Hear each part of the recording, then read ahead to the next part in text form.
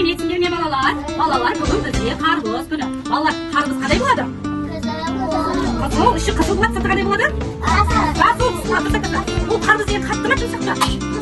Іші жұмсақ, сырты қандай болады? Қатты дұрыс айтасың, өте дұрыс айтасың. Ал енді, қарбыздың пішіні қандай болады, балалар? Жоқ, пішіні қандай? Дөңгелек па, төрт бұрышта қандай? Дөңгелек, дұрыс айтасыңдар. Дөңгелек екен. Ал балалар, мына қарбыздың дәмі қандай екен, білесіңдер ме? Дәмі қандай сендерге? Тәтті, иә? Өте тіл үйрен екен. Ал енді балалар, біз қарбызды бейнелеу үшін алдымызда бізде сурет кескіндемесі бар. Осы сурет кескіміз, бояймыз. Алдымыздағы жуастармен кескіміз боямыз. Міне, қызыл және жасыл түстен. Ал қане балалар, жұмысымызды бастаймыз.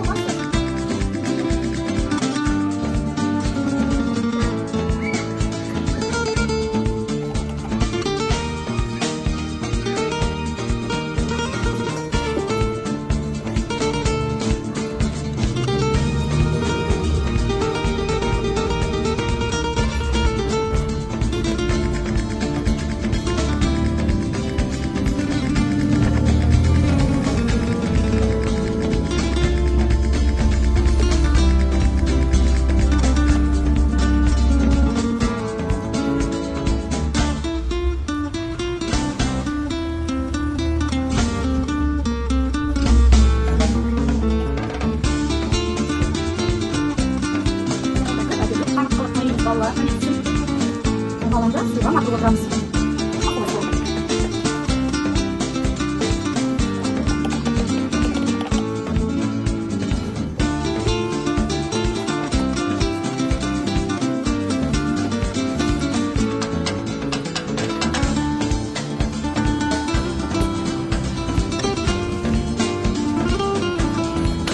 Әне балалар, қолымызды көтереміз.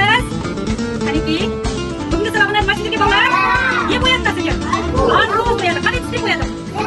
Қызыл сосын? Арқылы түспен бояды. Қызылмен қай жер бояды? Қызылмен ішін бояды. Ішін бояды қызылмен, иә? Жасылмен істедік? Сыртын бояды, иә? Сыртын бояды. Ал енді балалар бәрекелді. Мен сендерге қазір бір арбуздан беремін. Дәмін таңдамыз, қанекей балалар. Дәмі қандай екен айтамыз сосын. Қанекей? Қаймыз? Дәмі қандай екен айтамыз. Бірге жейміз дәміз қанекей. Қанекей балалар. Бәріміз дәмін көрейік қандай екен. Қане бір ауыздан айтайықшы, қандай дәмі? Дәмі қандай екен балалар? О, мынандай ма? Қане қолымызды көтеріңіз. Қандай екен дәмі?